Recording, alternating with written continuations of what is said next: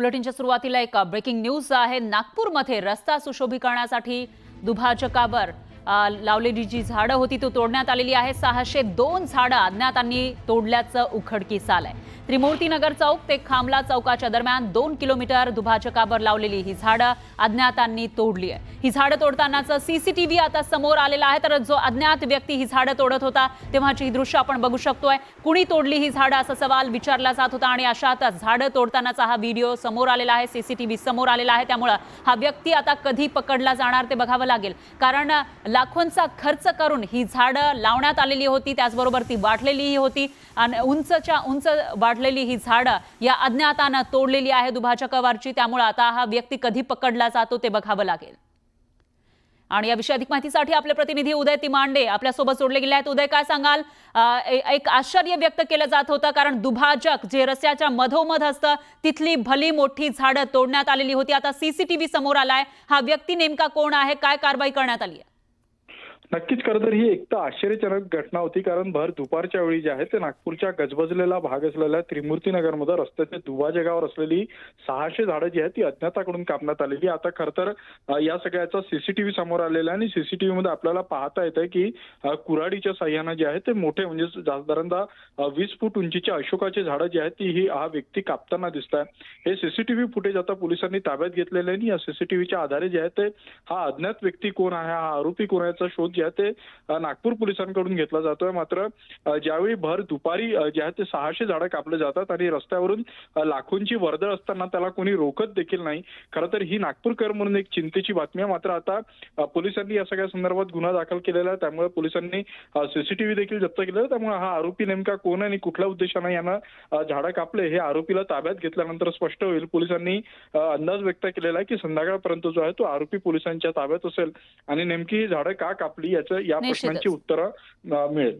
निश्चितच उदय, धन्यवाद तुम्ही दिलेल्या या सविस्तर माहितीसाठी।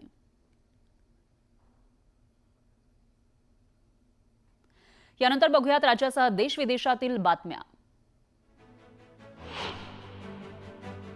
पालघरचे शिवसेना पदाधिकारी अशोक धोडी यांची कार गुजरातच्या भिलाडमध्ये सापडलेली आहे। भिलाड जवळच्या एका बंद दगड खाणीमध्ये ही कार सापडली आहे। पालघर पोलीस घटनास्थळी पोहोचलेत आणि धोडींची कार पाण्यातून बाहेर काढली जाणार आहे।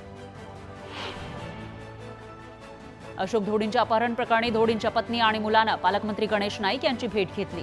अशोक धोडींना लवकरात लवकर शोधण्यात यावं अशी मागणी कुटुंबियांनी केली। सैफ अली खान चाकू हल्ला प्रकरणातील आरोपी शरीफुलचा चेहरा सीसीटीव्ही मध्ये दिसणाऱ्या व्यक्तीशी जुळलेला आहे, त्यामुळे पोलिसांच्या तपासाला वेग येणार आहे। तर आरोपी शरीफुलचे फिंगरप्रिंट जुळवण्याचं आव्हान पोलिसांसमोर आहे। संतोष देशमुख हत्या प्रकरण आणि खंडणी प्रकरणातील मुख्य आरोपी सुदर्शन खुलेला 14 दिवसांची न्यायालयीन कोठडी सुनावण्यात आली आहे। बीड कोर्टानं आरोपीला न्यायालयीन कोठडी दिली। संकट आज आलं नाही, 53 दिवसांपासून मला टार्गेट केलं जात आहे असं मंत्री धनंजय मुंडे म्हणाले। मात्र 53 दिवसात मी एकही शब्द बोललो नाही असंही धनंजय मुंडेंनी म्हटलं। माझ्या राजीनाम्यापेक्षा देशमुखांना न्याय देणं महत्त्वाचं आहे, आरोपींना फासावर लटकवणं गरजेचं आहे असं वक्तव्य मंत्री धनंजय मुंडेंनी केलं। आरोपी कुणीही असो, शिक्षा व्हावी ही आमची भूमिका असल्याचंही ते म्हणाले। भगवानगडाचे महंत नामदेव शास्त्री यांनी भगवानगड हा धनंजय मुंडेंच्या पाठीशी असल्याचा थेट संदेश दिला। बीड हत्या प्रकरणामध्ये मुंडेंना जाणीवपूर्वक बदनाम केलं जात आहे, समाजाच्या आडून मोठं राजकारण होत आहे असा आरोप नामदेव शास्त्रींनी केला।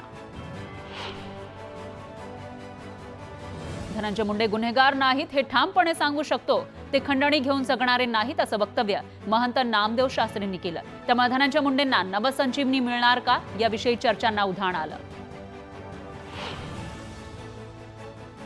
संघर्षाच्या काळामध्ये भगवानगड माझ्या मागे उभा आहे, भगवान बाबांनी माझ्या मागे शक्ती उभी केली असं धनंजय मुंडे म्हणाले। नामदेव शास्त्रींच्या पाठिंब्यासारखी दुसरी ताकद नाही, त्यांच्या पाठिंब्यानं मला ऊर्जा मिळाली अशी भावना मुंडेंनी व्यक्त केली। नामदेव शास्त्रींच्या मुंडेंवरील वक्तव्यावरून मनोज जरांगेंनी जोरदार टीका केली। आरोपींचं समर्थन हे राज्याचं मोठं दुर्दैव आहे अशी टीका जरांगे पाटलांनी केली। नामदेव शास्त्रींचं बोलणं योग्य नाही, आपण कशाचं समर्थन करतोय हे समजलं पाहिजे अशी टीका जितेंद्र आव्हाड यांनी केली। राज्यात सध्या ऑपरेशन टायगरची चर्चा सुरू आहे. ठाकरे गटाचे 9 पैकी 6 खासदार भाजपच्या वाटेवर असल्याची माहिती सूत्रांनी दिली आहे, तर 5 खासदारांकडून भाजपमध्ये जाण्याची जुळवणी पूर्ण झाली आहे आणि एका खासदाराचा अजूनही तळ्यात मळ्यात असल्याचं समजतंय. संभावित प्रवेशामुळे मात्र शिवसेना शिंदे गटात नाराजीचा सूर असल्याचंही कळतंय. शिवसेनेच्या मिशन टायगरवरून संजय राऊतांनी हल्लाबोल केला. आताचे टायगर नाहीत, वाईल्ड कॅट आहेत असं म्हणत त्यांनी शिवसेनेला टोला लगावला. तर जातायत त्यांना आमच्या शुभेच्छा आहेत असंही राऊत म्हणाले. ठाकरे गटाला सर्वच कार्यकर्ते कंटाळले, त्यामुळे सर्व कार्यकर्ते शिवसेनेमध्ये येणारच असा दावा शिवसेना नेते नरेश म्हस्केंनी केला. पुण्याच्या 2 माजी आमदारांनी एकनाथ शिंदेंची भेट घेतल्यामुळे राजकीय वर्तुळात चर्चा सुरू झाल्यात. रवींद्र धंगेकर आणि महादेव बाबर यांनी उपमुख्यमंत्री एकनाथ शिंदेंची भेट घेतली. फेब्रुवारी महिन्याच्या पहिल्या आठवड्यामध्ये महादेव बाबर हे शिवसेनेत प्रवेश करणार असल्याची माहिती आहे. उपमुख्यमंत्री एकनाथ शिंदेंची रवींद्र धंगेकर यांनी भेट घेतली आहे. यावरून चर्चा रंगल्यानंतर शासकीय कामासाठी शिंदेंची ही भेट असल्याचं स्पष्टीकरण धंगेकरांनी दिलं. आमचे चांगले संबंध आहेत, मी अजूनही काँग्रेसमध्येच आहे असंही रवींद्र धंगेकर म्हणाले.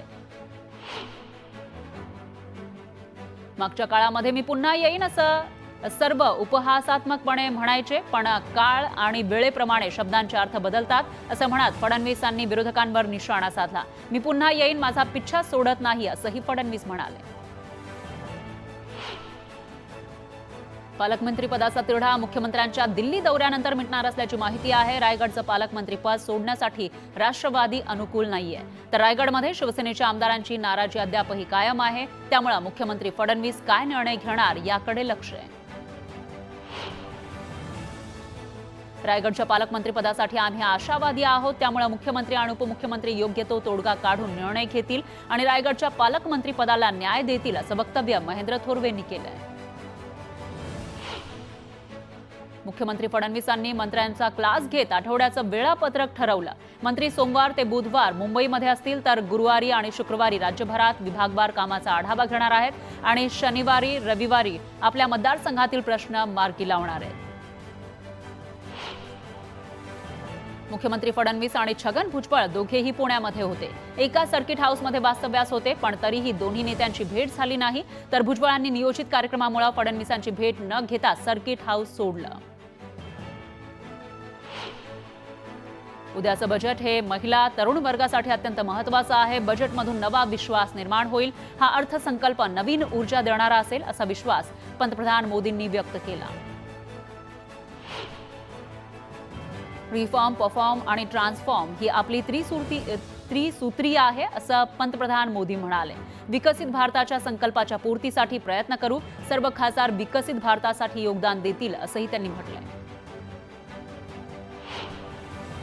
देशाच्या जनतेनं तिसऱ्यांदा नेतृत्वाची संधी दिली आहे. भारत सध्या मिशन मोडमध्ये आहे. स्वातंत्र्याच्या